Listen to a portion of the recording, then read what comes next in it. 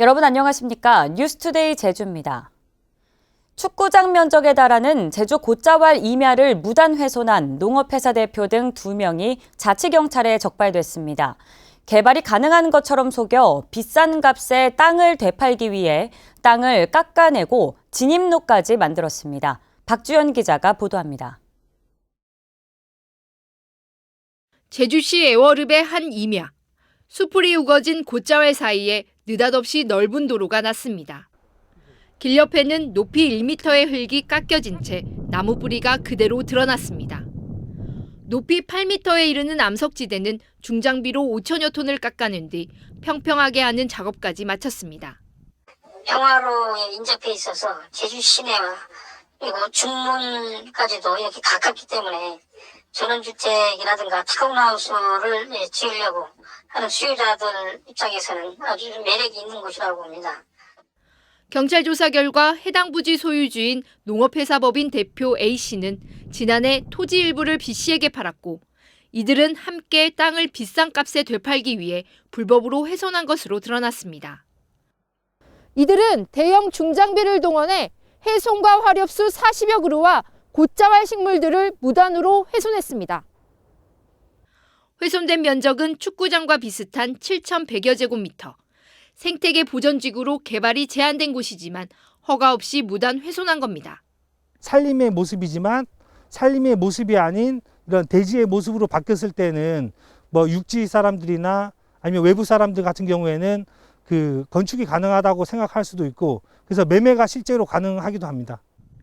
제주도 자치경찰단은 A씨와 공범 B씨를 산지관리법 위반 등의 혐의로 구속하고 훼손된 임야는 원상 회복 조치하도록 제주시로 통보했습니다.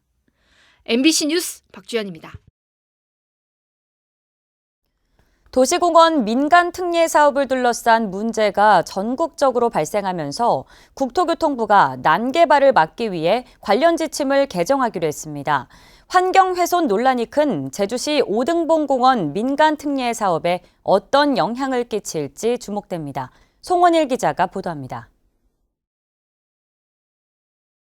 도시공원 민간 특례 사업은 재정이 부족한 지방자치단체 대신에 민간업체가 공원 부지를 사들여 기부 체납하고 대신 일부 부지에 아파트를 지어 투자금을 회수할 수 있도록 하는 제도입니다.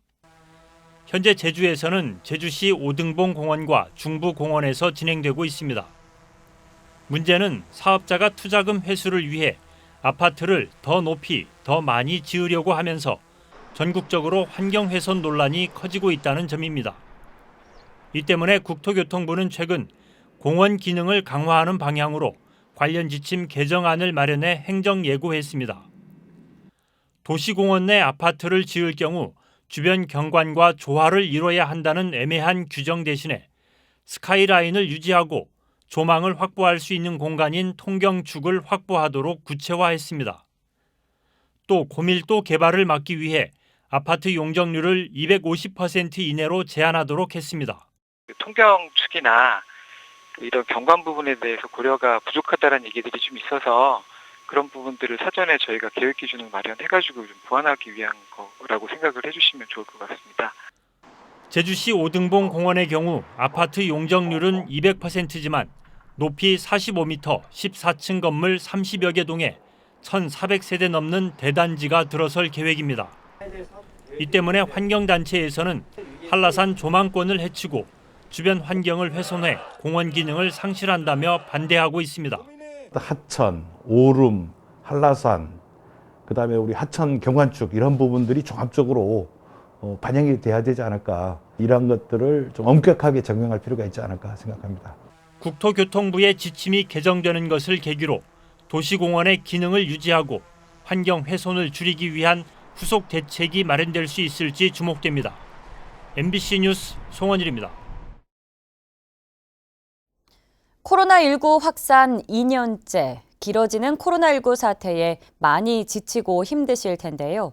올 한 해 거듭되는 감염 확산 시기마다 위기 극복에 힘을 보탠 의료진과 공무원, 도민들의 헌신을 빼놓을 수 없습니다. 올 초 백신 접종이 본격적으로 시작되면서 이어진 코로나19와의 사투 현장을 영상으로 담아봤습니다.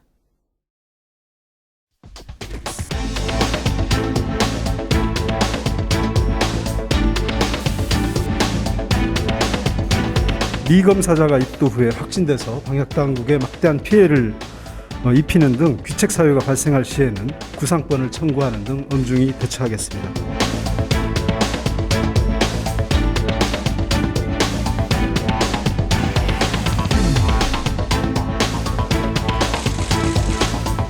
요양병원과 요양시설 입소 종사자를 1차 접종하고 남은 물량은 2차 접종에 사용될 예정입니다.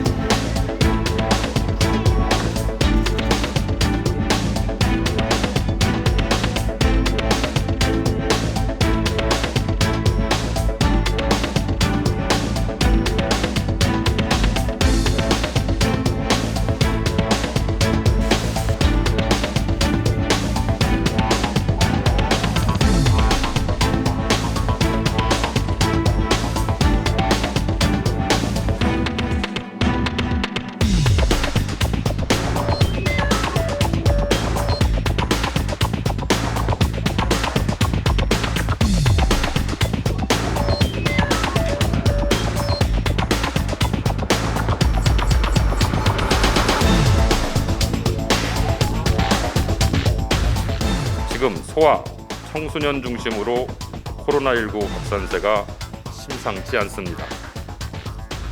백신 접종이 확산세를 잠재울 유일한 대안입니다.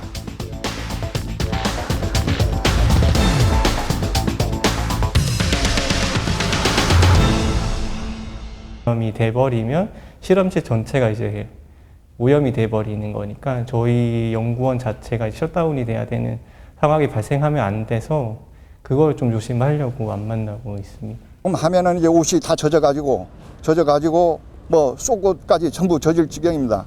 검사 채취하면 우리가 소독을 해야 됩니다. 그래서 뭐 옷 땀도 채 마르기 전에 와서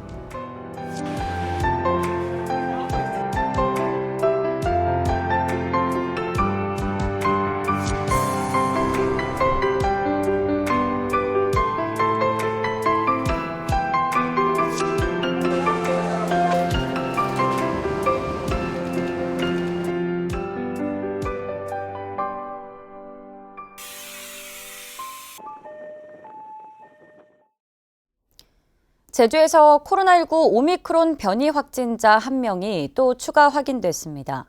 제주도는 지난 28일 미국에서 입국한 1명이 오미크론 감염으로 확인됐고 가족 2명은 음성으로 확인돼 2주간 격리 조치했다고 밝혔습니다. 제주에서는 지난 23일 첫 오미크론 확진자 1명이 확인된 이후 그제 2명이 추가됐고 어제 1명이 또 확인돼 지금까지 오미크론 확진자는 4명으로 늘었습니다. 한편 제주에서는 어제 오후 5시 기준 코로나19 확진자 16명이 발생해 이달 들어서만 907명이 신규 확진 판정을 받았습니다.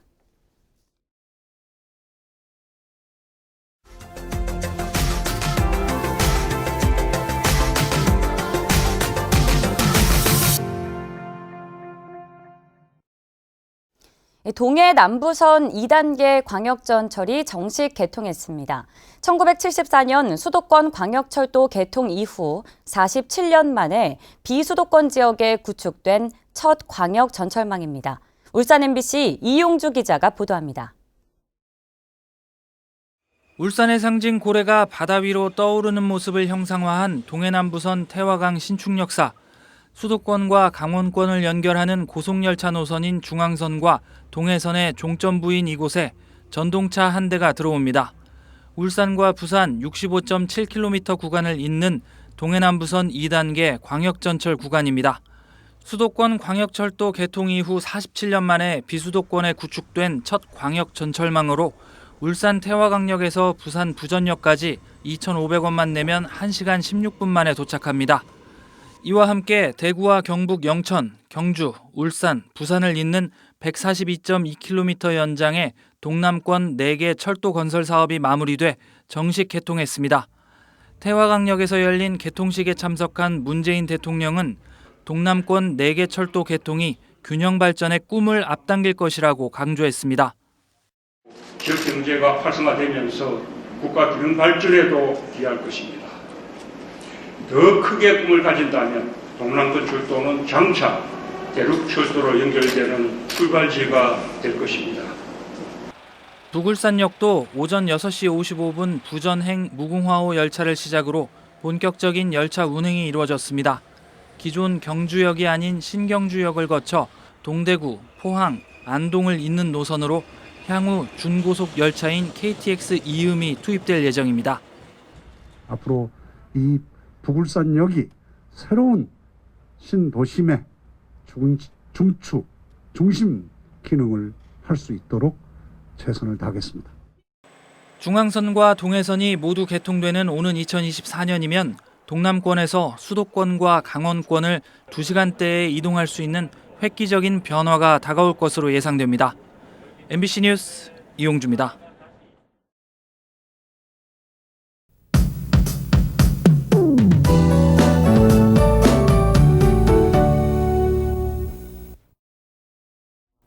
어느덧 올해 마지막 날 아침이 밝았습니다. 오늘 찬바람이 불면서 추위가 기승을 부리겠는데요. 아침 기온 4도로 시작하고 있지만 체감온도는 영하권을 보이는 곳이 있습니다. 두툼한 겉옷 챙겨 입으시기 바랍니다. 세미 탄파는 새해 첫날인 내일 오후부터 차차 누그러들겠고요. 일요일에는 평년 기온을 회복하겠습니다.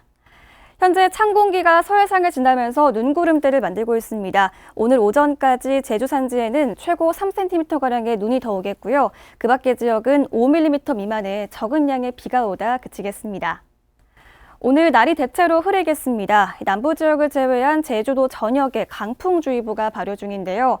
비닐하우스나 건설 현장 등에서 강풍 피해 없도록 주변 점검 잘 해주시기 바랍니다. 아침 현재 기온입니다. 서부와 남부 지역 4도, 동부 지역은 3도로 시작하고 있고요. 낮 기온은 북부와 서부 지역 6도, 남부 지역은 8도에 그치겠습니다. 도서 지역도 종일 흐린 날씨를 보이겠고요. 어제보다 2, 3도 떨어져서 추운 날씨가 이어지겠습니다. 현재 제주도 남부 앞바다를 제외한 전 해상에 풍랑주의보가 발효 중입니다. 특보는 오후부터 차차 해제되겠는데요. 오늘까지 강풍으로 인해서 물결이 3m로 높게 일겠습니다. 새해 첫날인 내일 제주도는 날이 흐려서요. 새해 첫 일출을 뚜렷하게 감상하긴 어렵겠습니다. 코로나19로 인해 새해 맞이 행사도 취소된 상황인 만큼 온라인 등을 통해서 안전하게 새해 맞이하시기 바랍니다. 날씨였습니다. 다음은 희망 2022 나눔 캠페인 성금을 보내주신 분들입니다. 용담 다목적 센터 내 제주 펜플롯 벗들에서 10만 원, YWCA 문주란 클럽 1동이 30만 원, 노형동 월산 부녀회 1동이 20만 원을 보내주셨습니다. 성금을 맡기실 분은 내년 1월 31일까지 제주 사회복지공동모금회로 문의하시거나 제주은행이나 농협계좌로 보내주시면 됩니다. 고맙습니다. 제주에서 출생 신고가 안 된 10대와 20대 세 자매가 확인돼 경찰이 수사에 나섰습니다. 제주 동부경찰서는 15살 딸을 학교에 보내지 않고 방치한 혐의로 40대 여성 A씨를 입건했습니다. 경찰 조사 결과 A씨는 24살 딸과 22살 딸을 포함해 세 자매를 출생 신고하지 않고 의무 교육도 시키지 않은 것으로 드러났습니다. 이 같은 사실은 A씨가 사실혼 관계인 배우자의 사망 신고 과정에서 밝혀졌는데 경찰은 세 자매에 대한 학대 정황은 없는 것으로 보인다며 자세한 사항을 조사하고 있다고 밝혔습니다. 제주지방법원 형사 2단독 류지원 판사는 후진 차량에 고의로 부딪혀 돈을 뜯어내는 등 사기와 업무방해 등의 혐의로 기소된 47살 A씨에게 징역 1년 6개월을 선고했습니다.